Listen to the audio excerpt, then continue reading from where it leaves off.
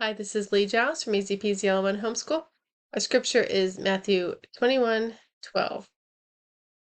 And Jesus entered the temple and drove out all who sold and bought in the temple, and he overturned the tables of the money changers and the seats of those who sold pigeons. What I read to you was from Matthew 21. In John 2:15, we read, And making a whip of cords, he drove them all out of the temple. With the sheep and oxen, he poured out the coins of the money changers and overturned their tables. This cleansing of the temple, as it's called, happened twice. It happened at the very beginning of Jesus' ministry in the flesh, and it happened at the end. Jesus had to do it again. After he first drove out everyone, dramatically, reminding them of the scripture that God's house will be called a house of prayer and not a den of thieves, they all just came back and set up shop again. They went right back to the same thing.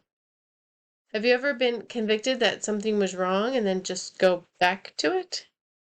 God is forgiving, God is patient, and that is true.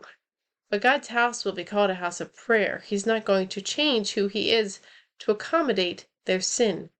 There is a limit. Jesus won't drive them out a third time, but the entire temple will come down. Not one stone will be left one upon another. God's forgiveness and loving patience isn't an excuse for our sin. It's not a loophole to live in the world and according to the desires of our flesh. Don't force him to take up his whip even the first time, and most certainly not a second. If he has to, beware. The next step is the tearing down of the temple.